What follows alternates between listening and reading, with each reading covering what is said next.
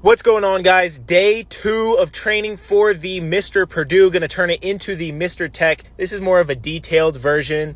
So I'm going to start off with lat pull downs. I really like these. A lot of science-based lifters don't like them because they aren't very isolated, but it really gets my back going. I'm doing around 25 reps, of course, pushing to failure.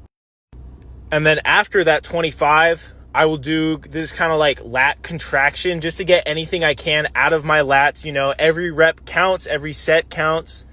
All right, now we are going to move into our T-bar rows or the equivalent of that. So we really want to focus on getting our elbows out wide instead of tucking them in because we want to engage our mid backs, our rear delts, and that doesn't really happen if you tuck down low because that activates your lats. And then kind of towards the end, I do these again, shrugs just to get everything out of my back, because realistically, when you are doing rows like these, your back isn't going to be the first thing to give out. It's going to be your rear delts. It's going to be your biceps. So I want to get everything I can out of my back. After that, I'm going to move into close grip rows. And this, I do want to tuck my elbows in because I really want to target my lats. Now, when you do these, you really want to focus on keeping your elbows tight, first of all. And then second of all, you want to not just pull straight back. You want to keep your elbows down low and kind of follow an arcing motion because that's the motion your lats really do. I know that's kind of science-based of me, but I've noticed it makes my pumps insane.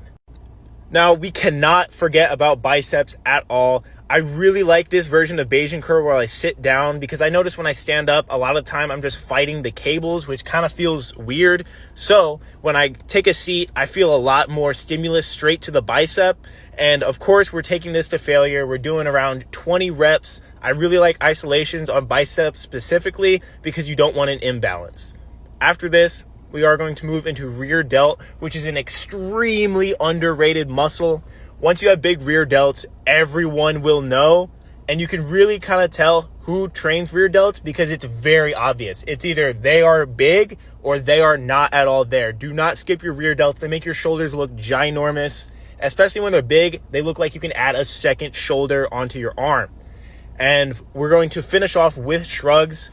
This is another underrated muscle because a lot of people don't really focus on them. Now, even outside of just bodybuilding, having big traps and having a big neck really makes you stand out, because even if you don't have a better physique than someone, just having a thicker neck and bigger traps make you look more impressive physically because it kind of adds that freak factor. And that's my lift. Thank you very much for watching.